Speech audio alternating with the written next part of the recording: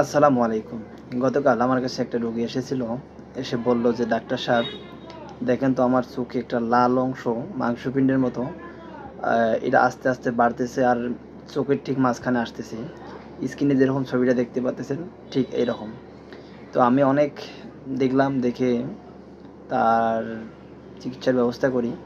তো চিন্তা করলাম যে এই সমস্যাটা নিয়ে কিছু কথা বলা দরকার, যদি আপনারা একটু জানতে পারেন, এবং এর জন্য আমাদের হোমিওপ্যাথি একটা স্পেসিফিক মেডিসিন রয়েছে, সেটা নিয়ে কথা হবে।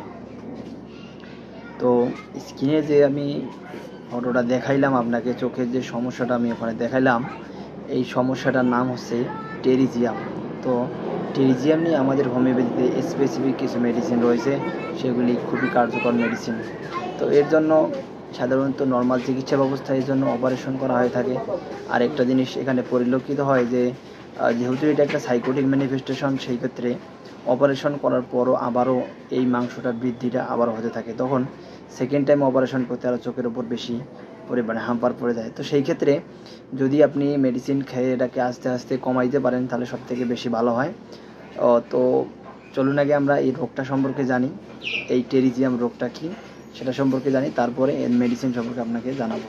টেরিজিয়াম হলো এমন একটি অবস্থা যেটা চোখের যে কনজাংটিভা বা যে সাদা অংশটা আছে, দেখতে পারেন সাদা অংশটা, তো এই সাদা অংশের উপরে যদি একটি মাংসপিণ্ড বা তন্তুময় গঠন ধীরে ধীরে কর্নিয়া বা চোখের যে স্বচ্ছ অংশটা আছে এই দিকে বাড়তে থাকে, বিশেষ করে নাকের দিক থেকে শুরু করে চোখের কর্নিয়ার দিক থেকে বাড়তে থাকে, সেই ক্ষেত্রে যে মাংসপিণ্ডটা বাড়তে থাকে এই সমস্যাটার নাম হচ্ছে টেরিজিয়াম। তো টেরিজিয়ামের কিছু বৈশিষ্ট্য আছে, সেগুলো আমাদের জানা দরকার।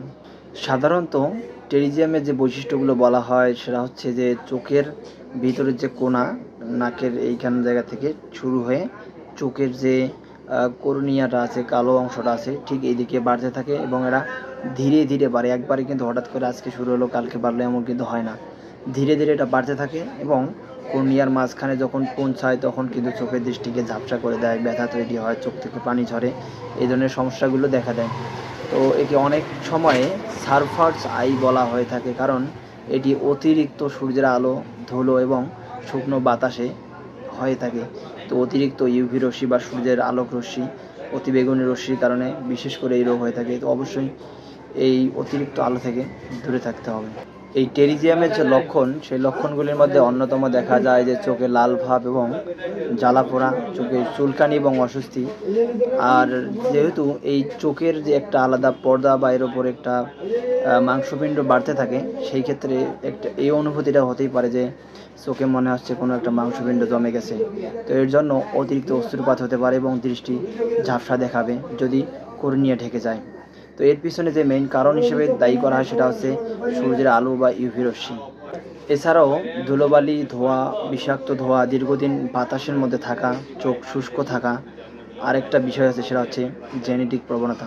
তো এই বিষয়ে আমরা হোমিওপ্যাথি যে গুরুত্বপূর্ণ মেডিসিনগুলি আছে সেগুলো সম্পর্কে কথা বলি। হোমিওপ্যাথি মেডিসিনগুলির মধ্যে যে স্পেসিফিক মেডিসিনটি যেটার জন্য আপনাদেরকে বলেছিলাম, যদি টেরিজিয়াম হয়ে থাকে এর একটি মেডিসিন রেগুলার ব্যবহার হবে, কোনো লক্ষণ না পেলেও ব্যবহার হয়, সেই মেডিসিনটি বলবো আমি সবার শেষে। এর আগে নর্মালি আমরা কনস্টিটিউশনাল যে মেডিসিনগুলো আছে সেগুলো নিয়ে কথা বলতে পারি।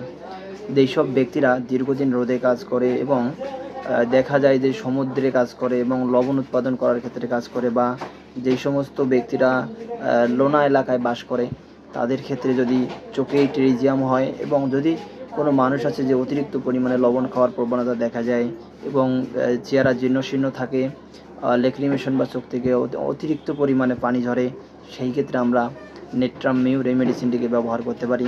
এবং যদি চোখের টেরিজিয়াম খুব দ্রুতই বৃদ্ধি পায় এবং রক্তনালী সমৃদ্ধ হয়, ভাস্কুলার টিস্যু দ্বারা গঠিত হয়, সেই ক্ষেত্রে আমরা জিঙ্ক মেটালিকাম নামে এই মেডিসিনটি ব্যবহার করতে পারি। এর সাথে আরও লক্ষণ আমাদেরকে জানতে হবে। চোখে জ্বালা পোড়া, ব্যথা, গরমে অনুভূতি যা ঠান্ডা বাতাসে আরও খারাপ হয়ে যায়। এছাড়া মানসিক অস্থিরতা এবং পায়ের অনবরত নড়াচড়া, জিঙ্ক মেটালিকামের যে লক্ষণগুলি আছে সেগুলোকে আমাদের খেয়াল করতে হবে, তাহলে ইনশাল্লাহ জিঙ্ক মেটালিকাম আমরা প্রয়োগ করতে পারবো। এছাড়া আর্জিন নাইট্রিকাম এই মেডিসিনটিকে ব্যবহার করতে পারি। আর্জিন নাইট্রিকাম এই মেডিসিনটির লক্ষণগুলি আপনারা জানেন, এর কনজাংটিভা লাল হয়ে থাকে, এবং এই মেডিসিনের রুগীরা অতিরিক্ত পরিমাণে মিষ্টি খেতে পছন্দ করে। যদি এই ধরনের হয়ে থাকে সেই ক্ষেত্রে আমরা আর্জিন নাইট্রিকাম ব্যবহার করতে পারি। এছাড়া আমরা সাইলিশিয়া এই মেডিসিনটি ব্যবহার করতে পারি।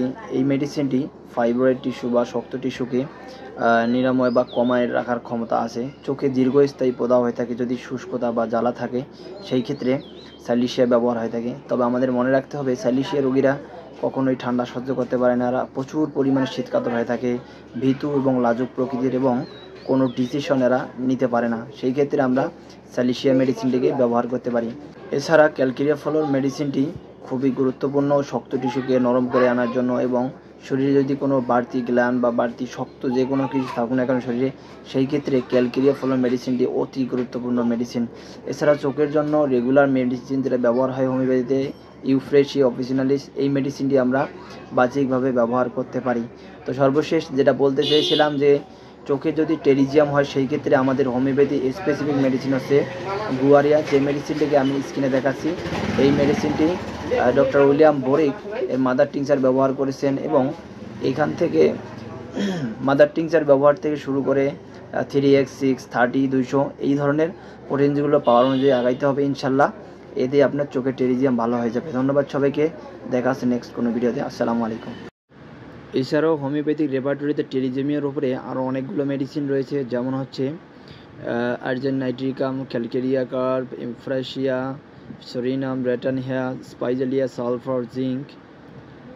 এই মেডিসিনগুলো অত্যন্ত গুরুত্বপূর্ণ।